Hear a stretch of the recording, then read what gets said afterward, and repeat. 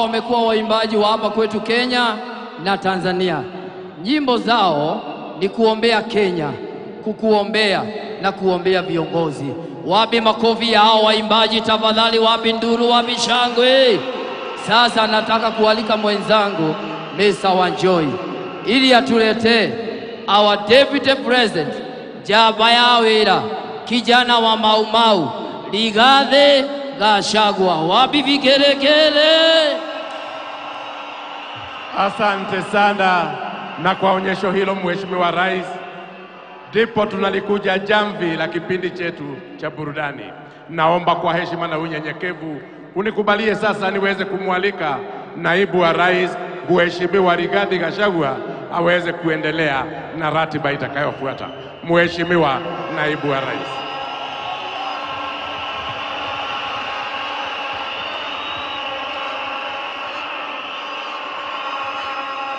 Thank you very much. Your Excellency, the President of the Republic of Kenya, Commander-in-Chief of Kenya's Defense Forces, William Samoei Ruto,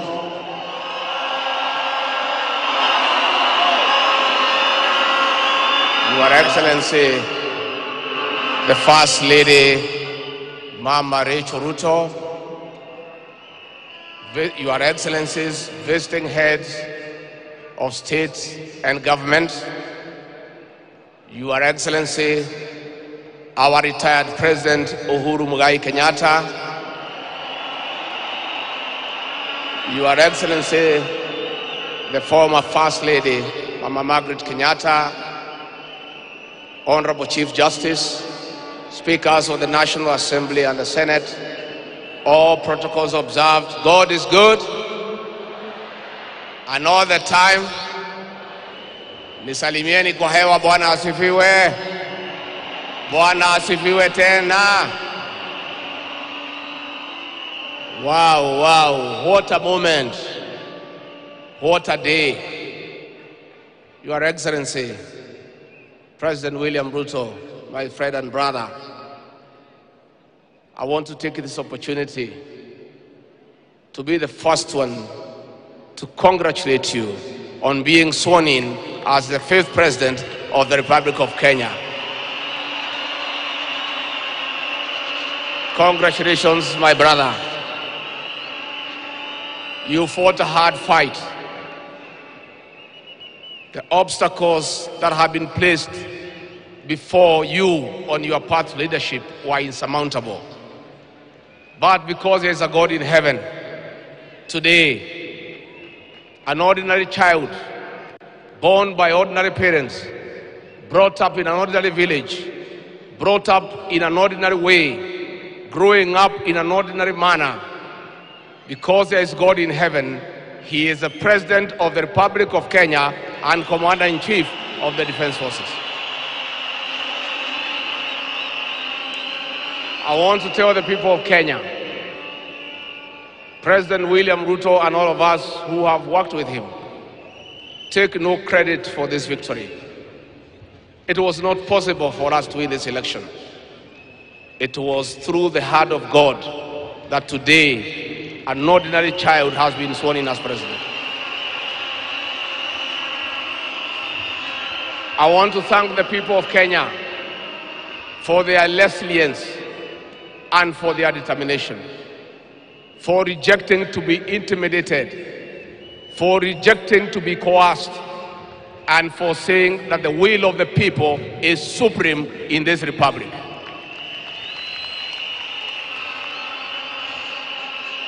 Your Excellency, President William Ruto, I must tell these people the truth.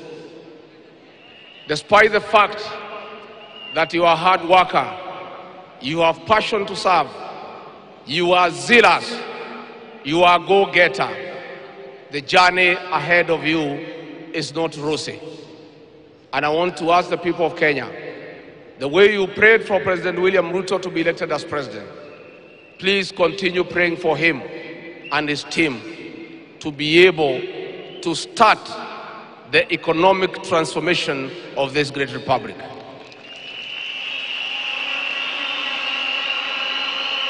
Our new president and his team have a difficult task ahead. The truth of the matter is that we have inherited a dilapidated economy that is facing almost an economic shutdown. We have a 10 trillion public debt. 6 million Kenyans have no employment. 14 million Kenyans are in CRB. We have a demoralized public service. It is your prayers that will help our president to put up a team and start work from day one to liberate this country economically and put it back to where President Mwai Kibaki left us 10 years ago.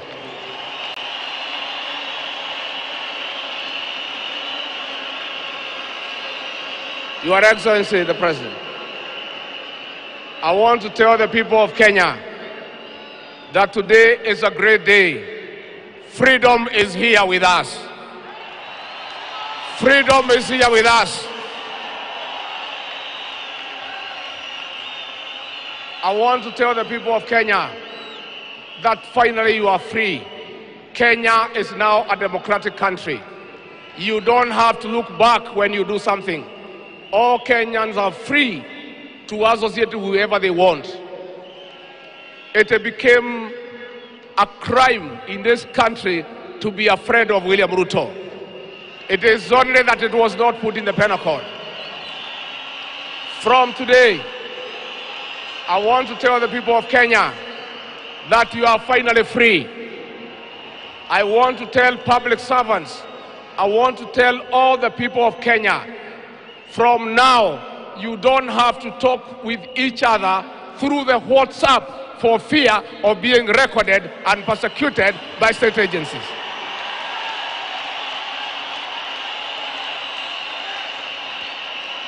Your Excellency, our President.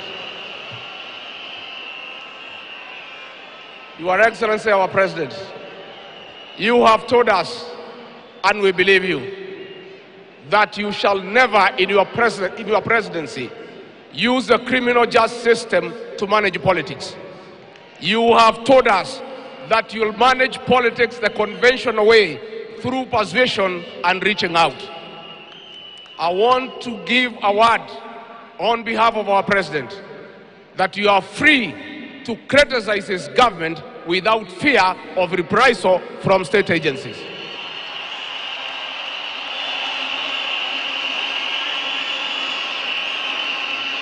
Your Excellency, Mr. President, as I wind up,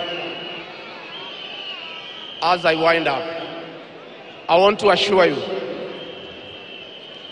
of my resolve and commitment from the bottom of my heart to be available to assist you to manage the affairs of our great nation.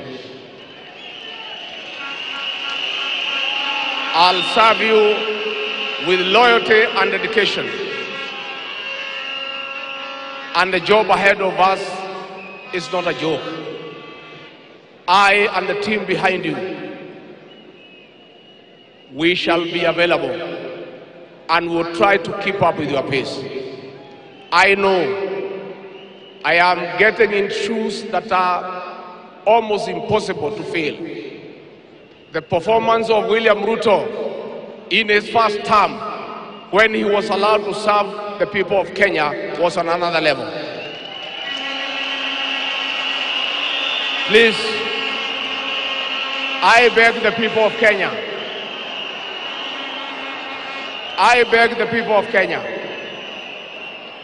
not to measure me with the performance of William Ruto, because you might get disappointed.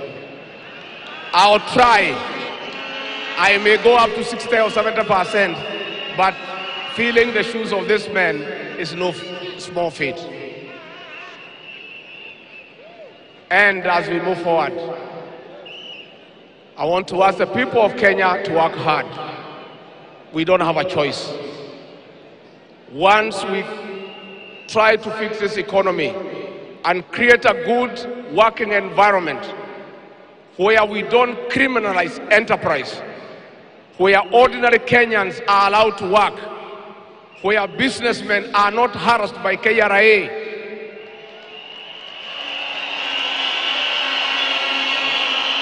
where goods belonging to the people of Kenya will never again be touched by overzealous public servants. Where again poor people will never again be evicted in brutal evictions by state agencies. And I say, freedom is here. Let every Kenyan be prepared to work hard. Let us give our new president a chance. And I beg you to be patient with him. We have come to the treasury and the coffers are empty. We have to start from scratch. We ask for people of Kenya to be patient and give us a chance to try to get things working. Finally, as a Christian, I take this opportunity to thank my wife Dorcas, Pastor Dorcas, for being a prayer warrior, for praying for me in difficult times, for standing by me. I want to thank my children, Kevin Gashagua and Dr. Keith, that even when state agencies came for me with the brutal efficiency, you never abandoned me. My family, I will ever cherish you for standing with us. And I must tell the people of Kenya, please take care of your families. Those are the only people you can rely on. Friends abandoned us. Business associates betrayed us. But family will always be there for you.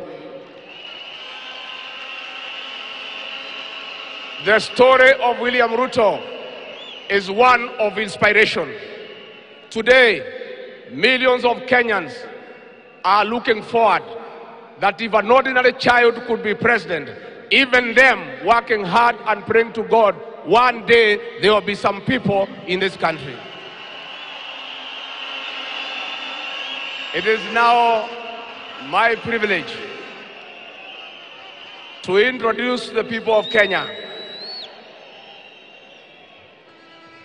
a man of great resolute,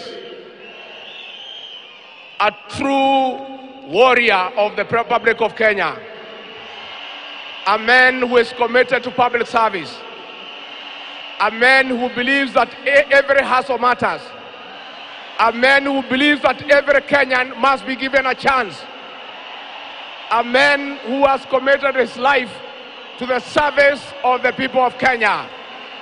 I want to invite the fifth president of the Republic of Kenya, the one and only William Samoei Ruto.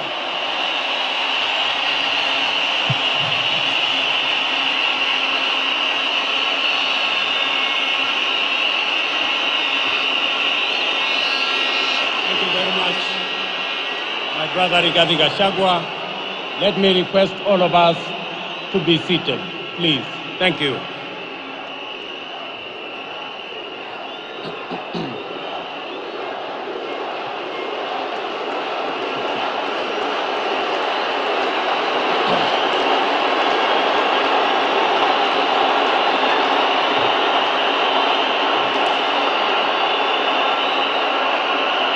Your Excellencies, heads of state and governments, representatives of heads of state and government, my brother, the former president, Uhuru Muigai Kenyatta, and Mama Margaret Kenyatta, Madam Chief Justice and President of the Supreme Court, ministers present,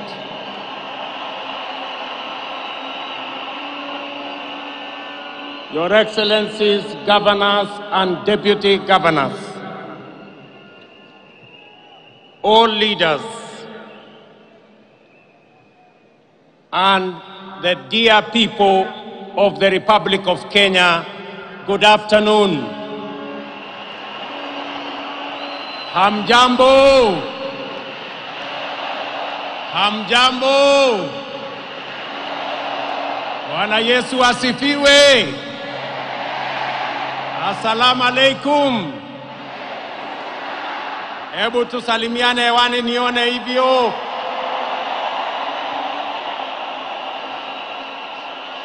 Asanteni sana.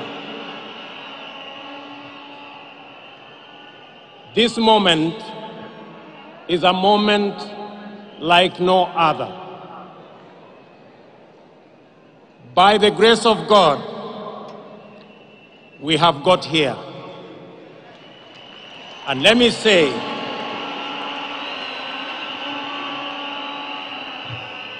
that standing here today is testimony that there is a God in heaven.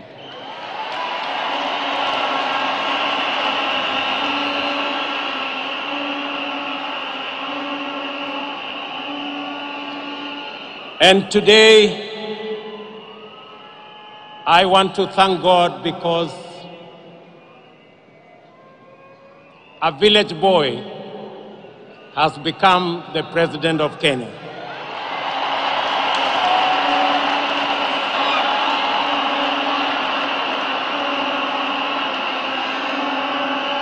I want to thank my wife and family for always praying for me and praying for my team. I want to thank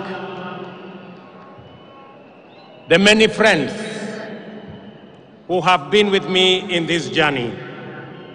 Many have gone through difficult times because of their association with me. Friends, I want to say thank you very much.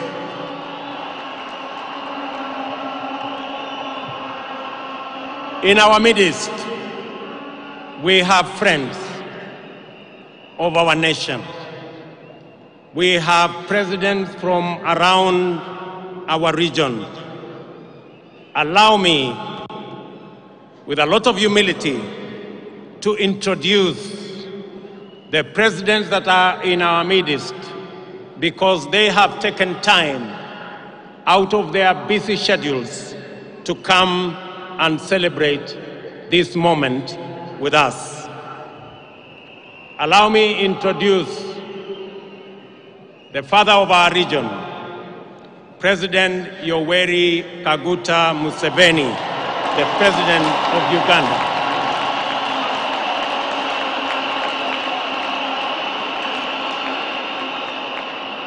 That is the old man always in a hat.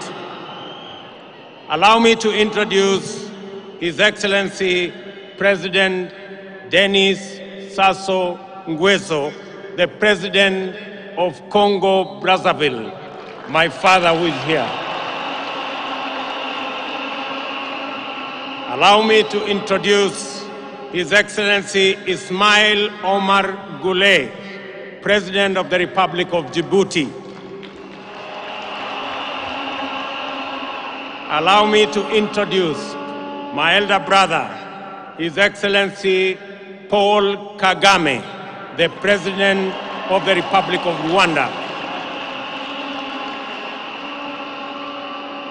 Allow me to introduce His Excellency President Salva Kiir Mayardit, the President of the Republic of South Sudan. Na karibu sana, Mheshimiwa. Allow me to introduce His Excellency Filipe Nyusi, the President of the Republic of Mozambique. Allow me to introduce His Excellency Dr. Emerson Mnangagwa, the President of the Republic of Zimbabwe. allow me to introduce His Excellency Felix Tshisekedi, the President of DRC.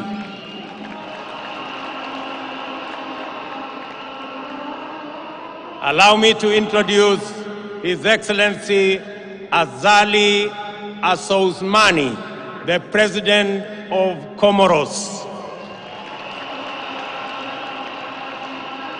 Allow me to introduce my elder brother, His Excellency, the Prime Minister of Ethiopia, His Excellency Abiy Ahmed.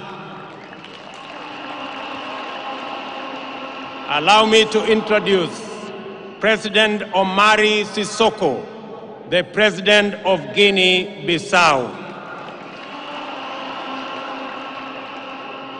Allow me to introduce a man who knows this country very well, and a pastor, Dr. Lazarus Chakwera, the President of Malawi.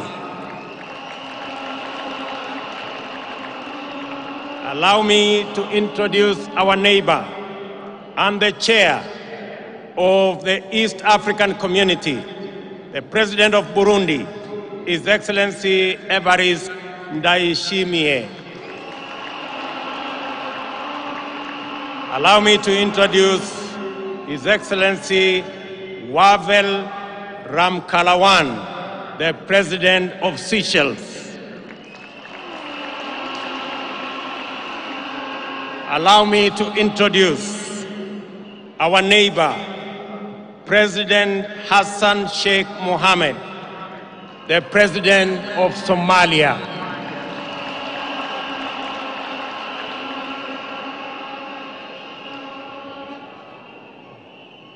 Tafadhali nawaomba vile vile nimkaribishe mama wetu, shangazi wa East Africa, Mama Samia Suluhu, Rais wa Jamhuri ya Tanzania. Karibu sana mama wetu. In our midst are many other leaders, including vice presidents, other prime ministers, and other leaders, senior government officials, and representatives of friendly governments who've been sent to us. Among them, delegation from the United States of America, a delegation from Israel, a delegation from China, a delegation from Korea, and a delegation from many other countries who have come to celebrate this moment with us. Before I make my very brief statement, with a lot of respect, I want to ask, on behalf of the other national leaders who are here, presidents from our neighboring countries, let me request Mzee Yoweri Kaguta Museveni to make just a few remarks. Karibu Mzee.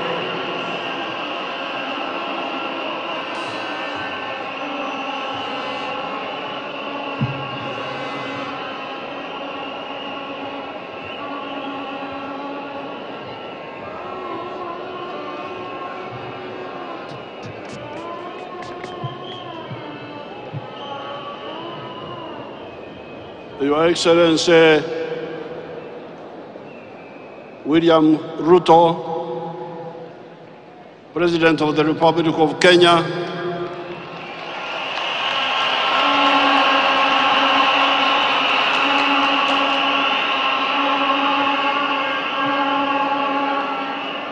Excellencies, heads of state and government who are here,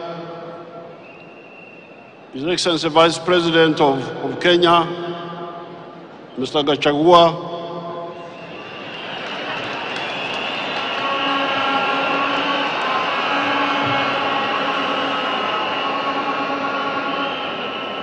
and all the other leaders na wananchi wa Kenya.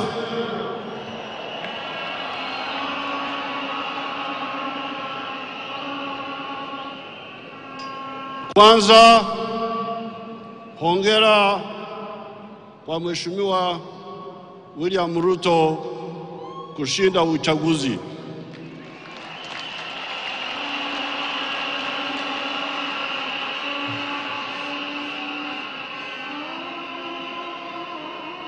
Pili, namshukuru Mheshimiwa Uhuru Kenyatta kwa kuongoza Kenya kwa miaka 10 iliyopita. Hongera.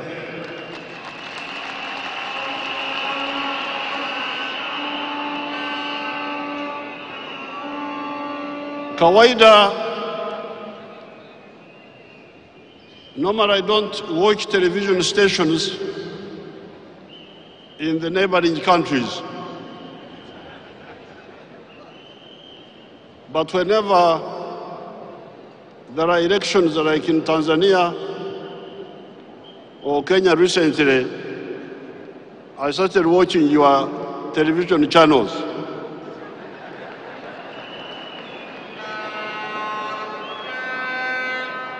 And there is one television, I was scanning through them, but I watched something called KTN News Chivumbi.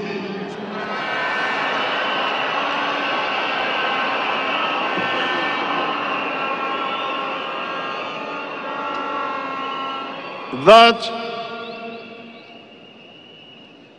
and I'm glad with the statement of the Vice President who has been elected,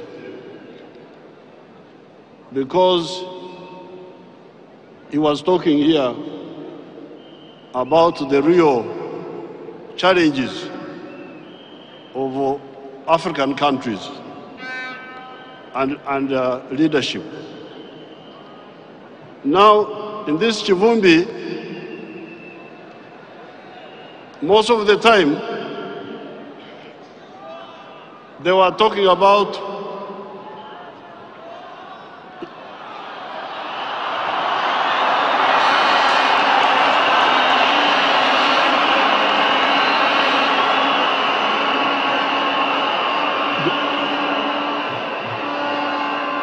don't involve me in your internal affairs.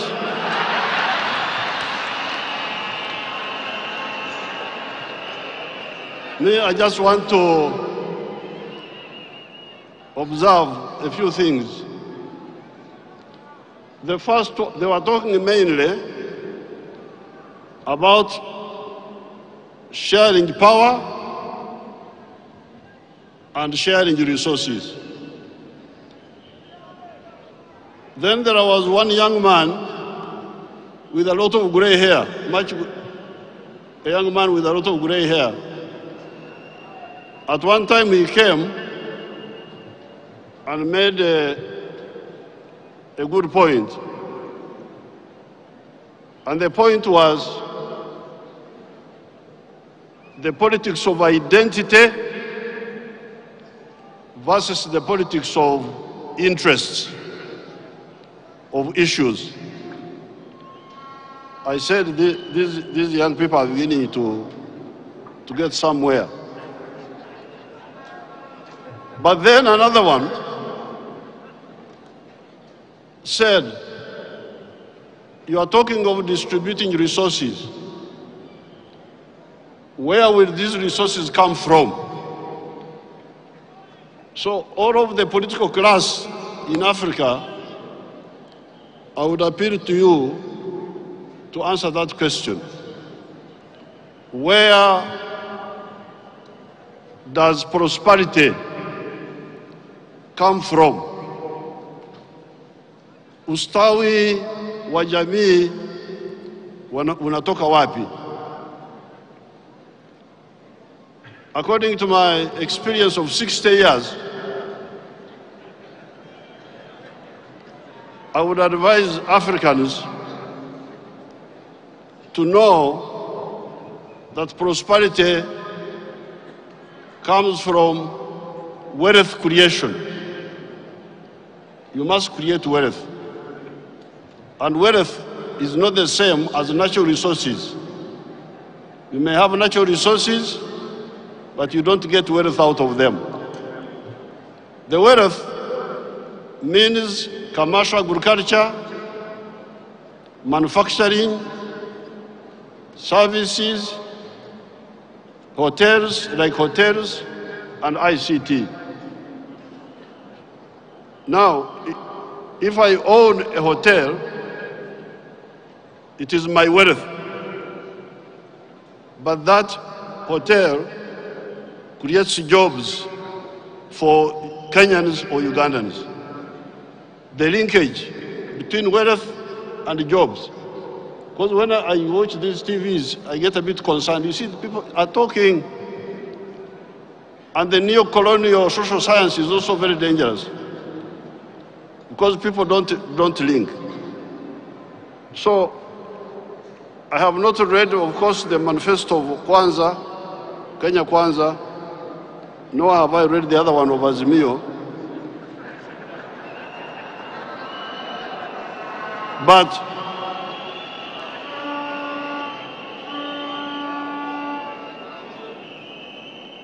But I know His Excellency Ruto.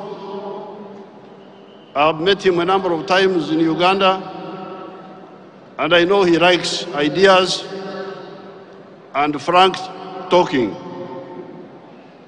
Now, what I found a problem in that KT News Chivumbi was in all the things they were talking about, they were not talking about East African integration. They talk about Kenya, Kenya, Kenya, Kenya. But I can tell you, and then one of them, the other evening, one of them was quoting the example of American President Roosevelt. Roosevelt started a program in 1934 which created jobs and so on. But Roosevelt was utilizing the huge market of the United States, which had already been created by some people who had a vision.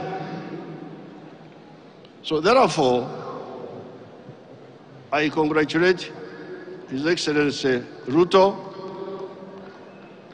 I thank His Excellency Uhuru.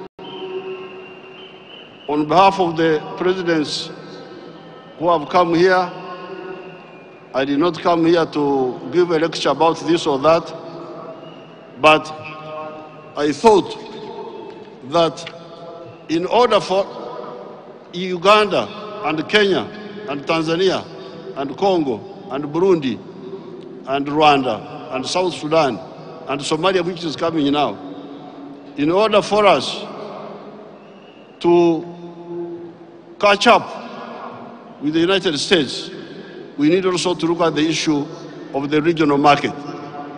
Because when you produce, who buys? The more people that buy from you, the better for the business, and the better for job creation. I thank you, and I wish you good luck. Congratulations, Kenyans.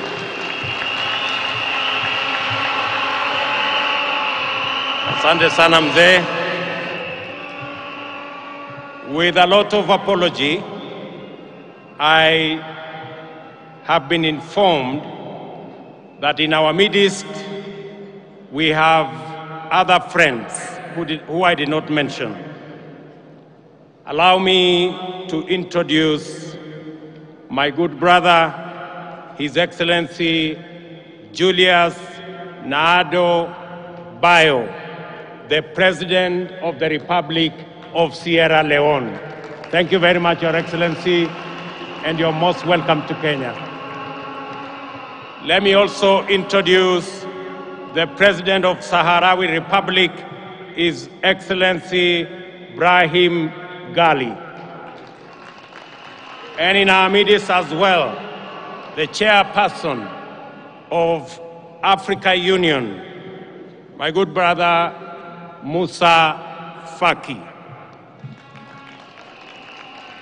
Let me now introduce again to speak to us briefly the President of Burundi, our neighbor, His Excellency Evariste Ndayishimiye. Karibu sana, Mheshimiwa Rais.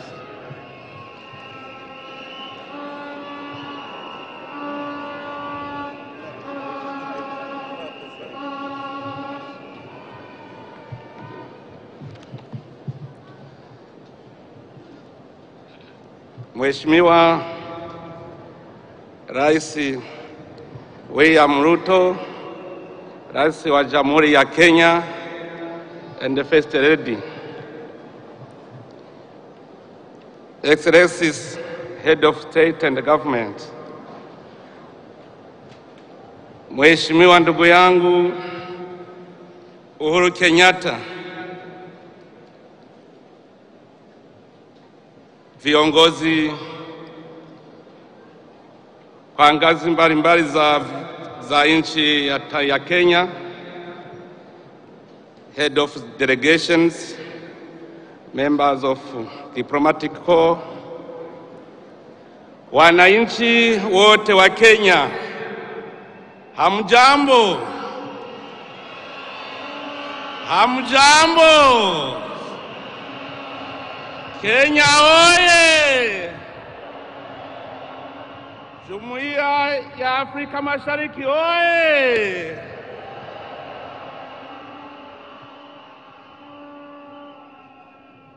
Waheshimiwa, nianze kwanza kwa kumshukuru Mwenyezi Mungu aliyetuwezesha kufika salama katika nchi nzuri na yenye amani ya Kenya. Nina furaha sana, Kenya kabisa, hakuna matata.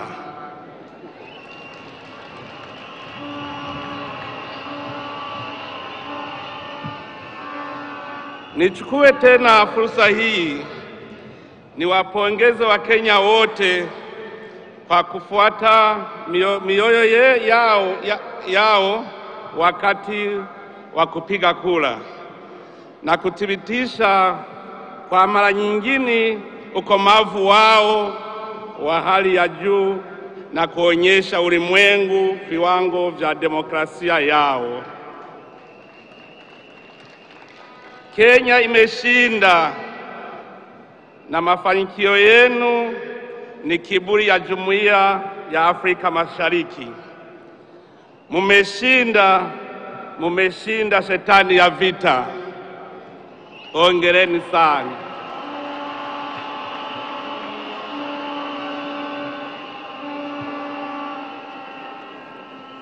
Hongera sana ndugu yangu mpendwa Mheshimiwa William Ruto kwa kuteuliwa kuwa rais wa Kenya. Ni prestige nzuri, unakuja bila ubishi kama mtoto mzuri, na nakutakia kila laheri. Wakenya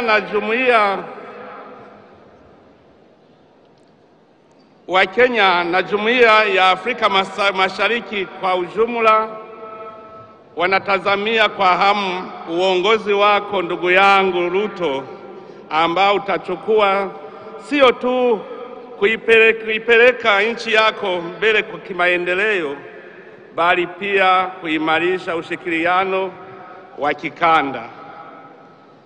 Nikiwa rais wa Burundi na mwenyekiti wa mkutano mkuu wa marais wa nchi za Jumuiya ya Afrika Mashariki, ninatarajia kufanya kazi na wewe ili kuimarisha maendeleo kwa kanda letu.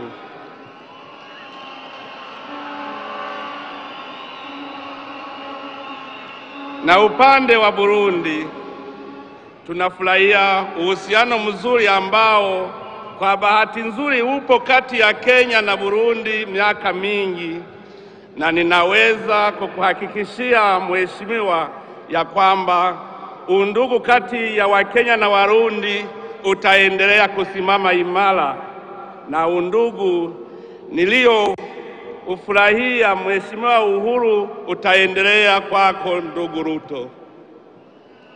Ningependa tena kutoa pongezi kwa ndugu yangu Mheshimiwa Uhuru Kenyatta kwa uongozi wako. Furaha iliyokutambulisha imekuwa furaha ya Wakenya wote, na hapa unamaliza muda wako kwa furaha na utulivu. Nakupongeza sana. Mungu aendelee kukubariki na hili libaki akilini mwako.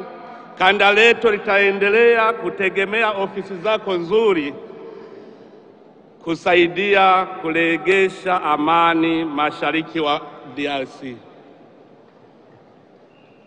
Ningependa kuhitimisha hotuba yangu kwa kupongeza kwa mara nyingine tena Mheshimiwa Rais William Ruto na kukutakia afya njema na mafanikio mema. Ninaomba kwamba Mwenyezi Mungu awape nguvu na uwezo na kuipeleka Kenya katika kiwango kipya kabisa. Mungu abariki sana Mheshimiwa Rais Ruto. Mungu abariki Kenya. Mungu abariki Jumuiya ya Afrika Mashariki. Asanteni sana.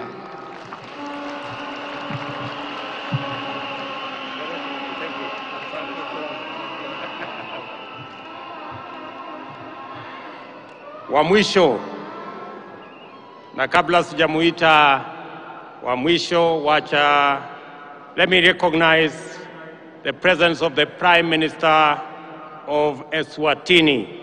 Tumpigie makofi.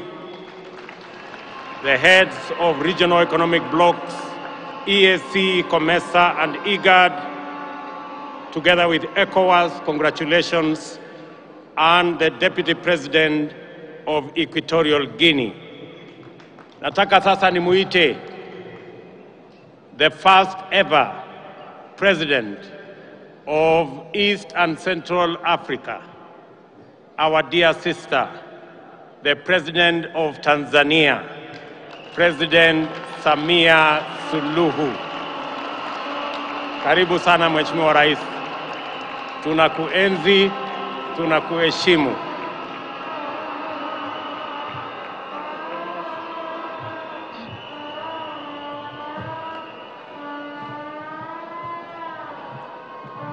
Mheshimiwa William Samoei Ruto, Rais wa Jamhuri ya Kenya na Mama Ruto, Mheshimiwa Rigathi Gachagua, Naibu Rais wa Jamhuri ya Kenya na Mama Gachagua, Mheshimiwa Uhuru Muigai Kenyatta, Rais mstaafu wa Jamhuri ya Kenya na Mama Kenyatta, waheshimiwa wakuu wa nchi na serikali tuliokuja kuunga mkono shughuli hii leo, waheshimiwa mabalozi na wakuu wa taasisi za kimataifa, wageni walikwa, wananchi wa Kenya, mabibi na mabwana. Kenya we!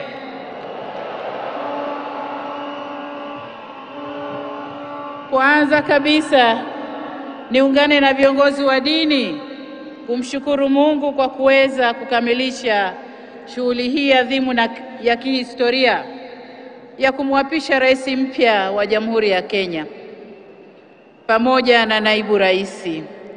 Kwa niaba ya serikali na watu wa Jamhuri ya Muungano wa Tanzania, tunawapongeza sana. Tunawapongeza sana ndugu yetu William Samoei Ruto, Rais wa Jamhuri ya Kenya, pamoja na ndugu yetu Mheshimiwa Rigathi Gachagua, Naibu Rais wa Kenya, kwa kupokea rasmi jukumu la kuiongoza Kenya leo. Katika hatua hiyo ya pongezi, tunamshukuru na kumpongeza sana Mheshimiwa Uhuru Muigai Kenyatta kwa kumaliza vyema kuitumikia nchi yake na kuitumikia kwa mafanikio makubwa. Hongera sana. Wa Kenya, tunawapongeza nyinyi kwa kuonesha ukomavu wa demokrasia na kumaliza uchaguzi salama, na leo tuko hapa pamoja kama Wakenya na wa East Africa tunashangilia uapisho wa rais wetu mpya. nataka niwaambie ndugu zetu wa Kenya, kama kuna zawadi mlioitoa kwa Jumuiya ya Afrika Mashariki mwaka huu, ni zawadi ya amani mlioiweka katika uchaguzi. Tunawashukuru sana sana sana kwa zawadi hiyo muhimu. Ndugu zangu wa Kenya, uchaguzi umemalizika. Sasa ni kujenga taifa la Kenya. Na hapa niungane na walioimba hapa kwamba wananchi wote wa Kenya sasa mshikane mikono kuijenga Kenya. Mwisho, kama dada, nitumie fursa hii kuihakikishia Kenya dhamira yetu ya dhati ya kufanya kazi kwa kushirikiana kwa karibu zaidi katika kuleta maendeleo ya pamoja ya kijamii na kiuchumi baina ya nchi zetu, lakini na ukanda wote wa Afrika Mashariki. Namwomba Mwenyezi Mungu amwezeshe ndugu yetu Ruto pamoja na serikali atakayoiunda, awatie nguvu ili waweze kutumikia vyema nchi hii katika kiwango kinachotarajiwa na wananchi wa Kenya.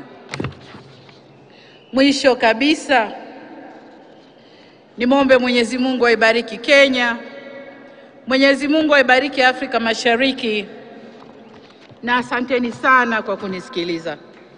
Asante sana.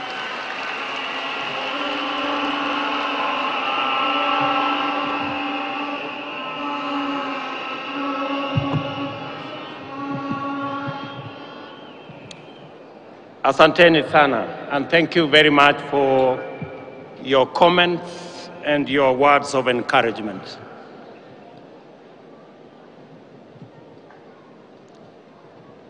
To the people of Kenya, this is a momentous occasion for our country.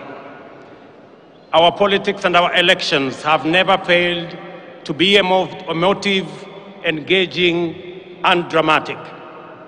The most recent installment, however, showcased our most exemplary democratic performance.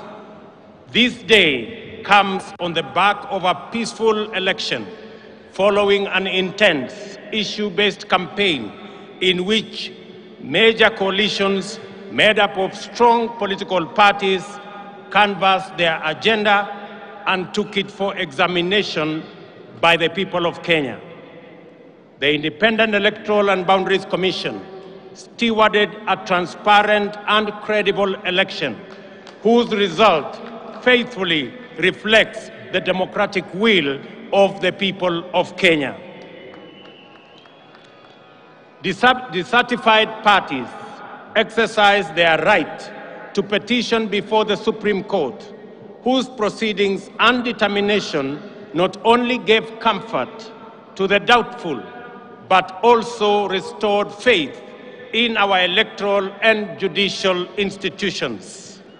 Many countries aspire to have moments like this, and we as Kenyans should not take ours for granted. This is the third election under the Constitution of Kenya 2010 and the second peaceful transition. We have had a robust conversation about this moment and what it demands of us. And we have sought to answer the question whether this is a constitutional moment or an economic moment. In this process, we have demonstrated the maturity of our democracy, the robustness of our institutions, and the resilience of the Kenyan people. My competitors and I mobilized vigorously to offer the citizens of Kenya the most appealing agenda as well as the best roadmap to achieving it. I remain firm in the conviction that all sides in the last election did their best to present a pathway to actualize the people's aspirations. The just concluded election was a choice between competing ideas towards the Kenya we want. Elections and democracy entail unifying competition, not divisive rivalry. The performance of our security services, the performance of the IEBC and the judiciary was put to severe test. By and large, these institutions lived up to our expectations. We can only aspire to do better in future, and I give my undertaking that my administration shall work to ensure that the bar is raised even higher for the next general elections. A significant dividend of our electoral and democratic process is the tremendous achievement we made in breaking the glass ceiling by enhancing the participation of women in leadership. 7 women were elected as governors, up from 3 in the last election. 29 women were elected as members of the National Assembly, up from 23 in 2017. 7 women deputy governors and 3 women senators were elected as well. It is very clear that this election had many winners, far exceeding those who were actually elected. By far,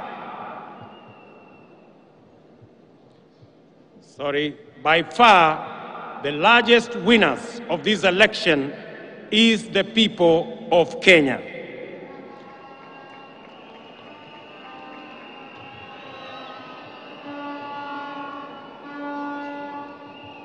We have done well as a nation. We have blazed the trail in an increasingly challenging environment where democracy is consistently on trial. We have come a long way in our nation's journey to freedom, and going by our most recent performance in these elections, we conclude in confidence that we are almost home.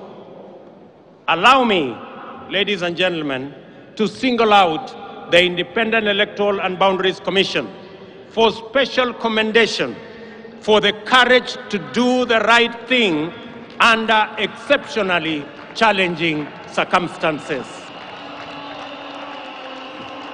As an institution, they have set a new standard in public service that is uncompromising, professional, and exemplary, while raising the bar of integrity of our public officials and public institutions. It is appropriate to single out for special mention the chair of the IEBC, Wafula Chebukati, for standing firm,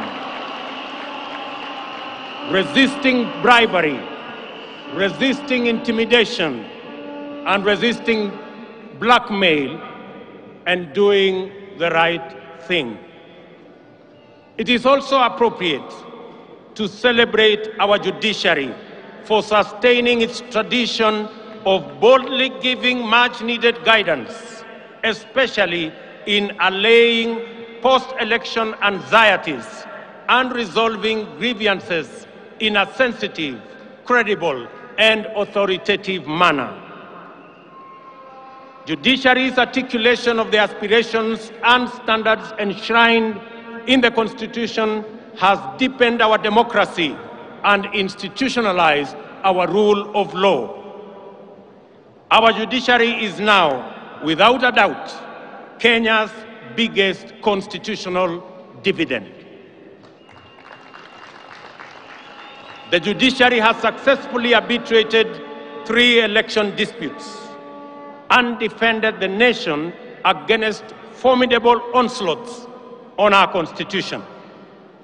Our judiciary has demonstrated transparency in its proceedings and decision-making, thereby consolidating its independence, authority, and legitimacy. I also take this opportunity to say a special word of appreciation to our security services for a commendable job at a critical moment in our nation. Their services and heroic sacrifices they have made beyond the call of duty has kept our nation safe. I am aware that our uniformed services effectively resisted concerted attempts to foment unrest and subvert the will of the people. My special commendation also goes to all our candidates who contested various positions. Their participation enhanced competition and enriched public debate that underpins democratic choice. Special recognition goes to my worthy competitor and friend, the Honorable Raila Amolo Odinga, and his running mate, the Honorable Martha Wangari Karua, and all the other candidates who mounted a vigorous and determined campaign. I assure them that their supporters will be my constituents. I will work with all Kenyans, irrespective of who they voted for.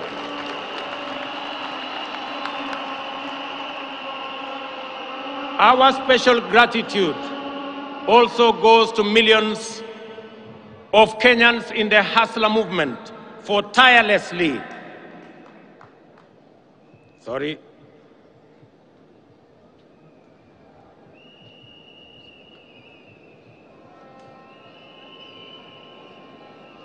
Very good.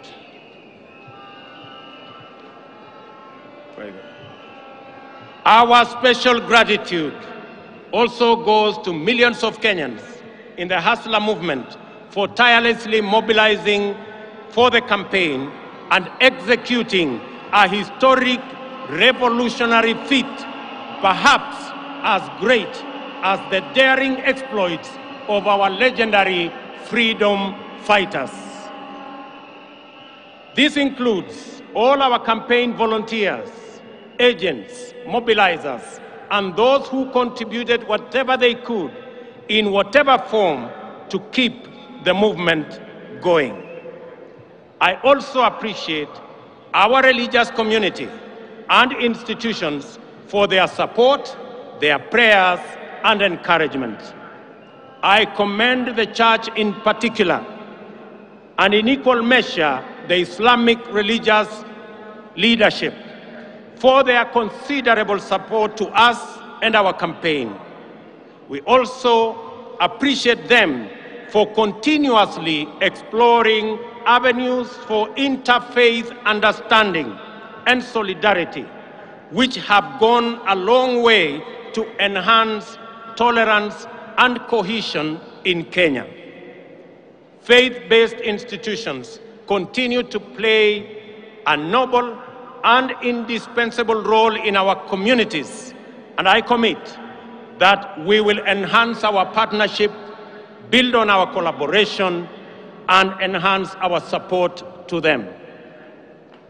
At this juncture, it is important for me to speak directly to the youth, and especially those who participated in one way or another in the election campaigns.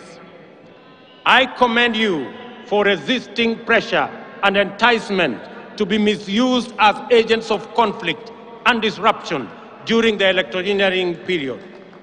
I also congratulate those who went out to seek various roles within campaigns and election, thus playing their part in keeping Kenya's democracy robust. Even if your candidate did not win, your participation in the activities of our political parties, campaigns, and elections is the beginning of political internship. My political journey, similarly, began as a young campaign volunteer, fresh out of university in 1992. Your experience and lessons learned should form the basis for your leadership journey going into the future. We have all, therefore, emerged out of this contest stronger, more united, and alive to the issues that are common to all of us. We should remain conscious that we have all been elected to work together in ensuring that our children go to school, our people have food and decent health care, and our young people have jobs, and our workers have dignified livelihoods. For we believe strongly that every hustle matters. Dreams and ambitions live in the hearts of Kenyans who struggle daily against daunting odds, often with nothing except stubborn hope. Some succeed, others fail, while others also do not even get a decent chance. Before the nation and the world today, I stand with great humility and profound joy as a living testimony that with faith in God, willingness to work hard, and a commitment to a vision, dreams can become reality in the fullness of time. I promise to throw open every door of opportunity and to keep every door open until success stories become the norm rather than the exception, and urge all other leaders to do the same so that we can together expand opportunity and chance for many of our citizens. Ladies and gentlemen, we should consolidate our success in the just concluded elections and enhance the capacity and performance of our governance institutions. The innovative deployment of technology to secure election results has been the Electoral Commission's pioneering breakthrough. Going forward, we will support the IEBC's institutional capacity so as to expand the deployment of technology to cover all elections, from those of MCA to those of the President. I also believe that there is tremendous opportunity for IEBC to support electoral processes in our political parties as part of the broader democratic development. To consolidate the place of the judiciary in our constitutional and democratic dispensation, my administration will respect judicial decisions while we cement the place of Kenya as a country anchored on democracy and the rule of law. Our campaign for financial independence of the judiciary has paid off with the implementation of the Judiciary Fund on July 1 this year. My administration will scale up the budgetary allocation to the judiciary by an additional 3 billion shillings annually for the next 5 years.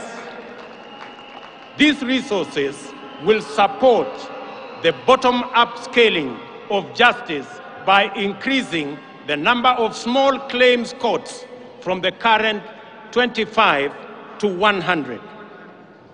We will also work with the judiciary to build high courts in the remaining 7 counties and magistrates' courts in the remaining 123 sub-counties, and support their ongoing digitization program.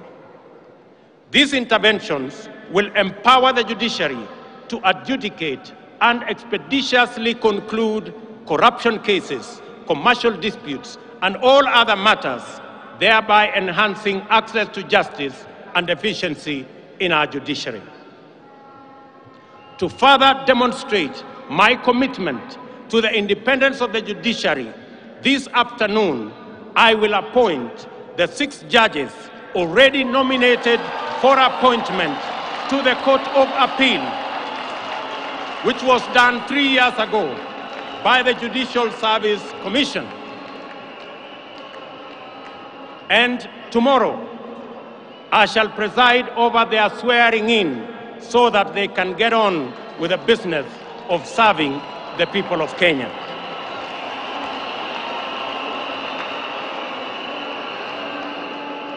As required by Article 245 of the Constitution, the Inspector General of Police is mandated to exercise independent command over the National Police Service. The service's operational autonomy, however, has been undermined by the continued financial dependence on the office of the President. This situation is going to change. As I address you,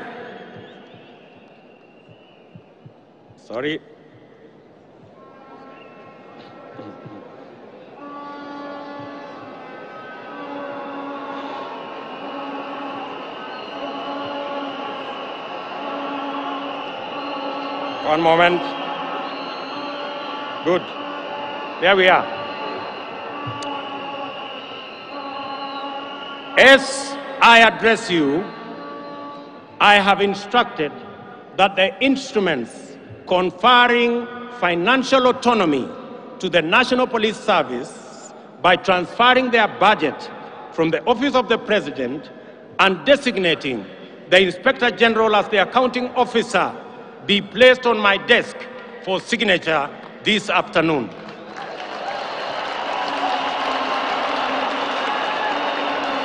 Financial independence of the police will give impetus to the fight against corruption and end the political weaponization of the criminal justice system, an undertaking I made to the people of Kenya. I understand the deep fissures and low morale in the public service. The intimidation that was visited on IEBC commissioners and staff during the election was also meted out on various other agencies and staff in public service. This is now in the past. I assure all public officers that my administration will respect their professional service, and no public servant, even chiefs and their assistants, will be required to run political errands for any political party or formation.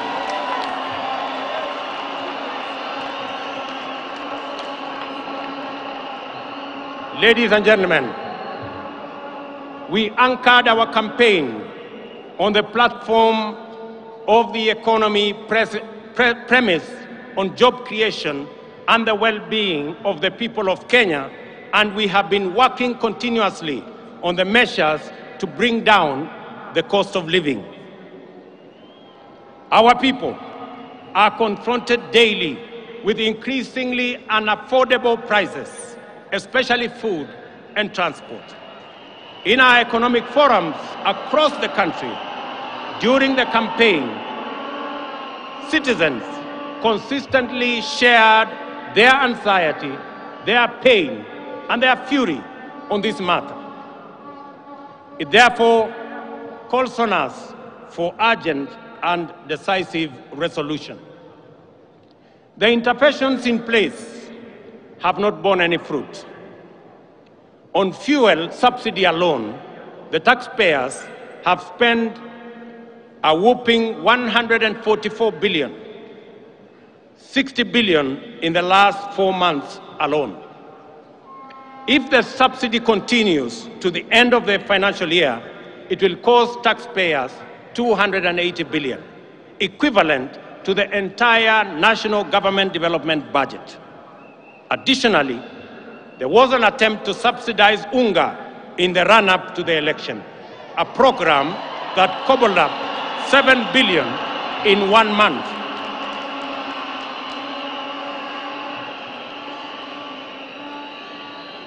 In addition to being very costly, consumption subsidy interventions are prone to abuse.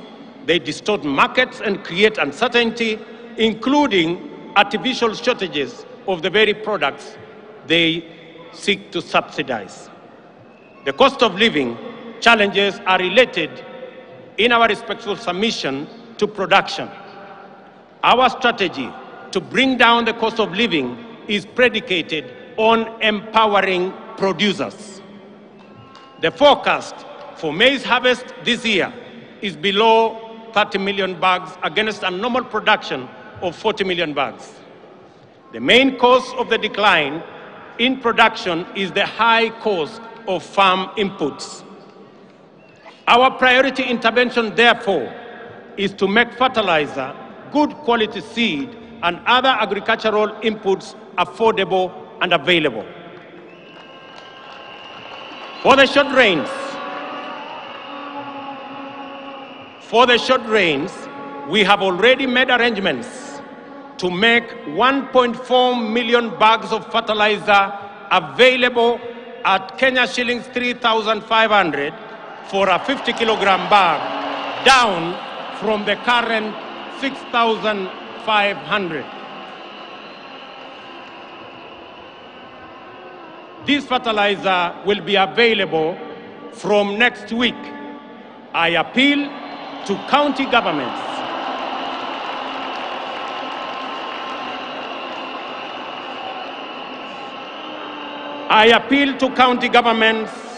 in eastern, central, and western regions, where we are expecting short rains, to work with us in making sure that this fertilizer is available to all farmers in that region so that we can begin the journey to increase our food production initiatives.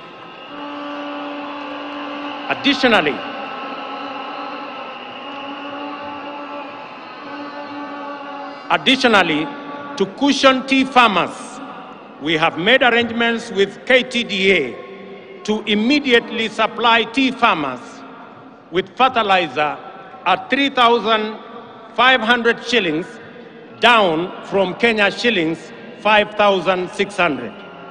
This is our initial intervention. We will be doing more in the medium term and in the long term. We are alive to the challenges of drought that face 7 counties, which are now at alarm, or under 13 that are at alert stage, respectively. We are determined to ensure that no county slips into emergency phase, and will coordinate with county governments, which are the first line of our response. And I want to ask my colleagues, governors from Kenya, and especially those regions, to work with us in this endeavor. We are mobilizing resources to reverse this situation. Our goal is not just to provide relief and recovery to restore the situation, but to invest and unblock the huge economic potential of rangelands that constitute 2/3 of our country.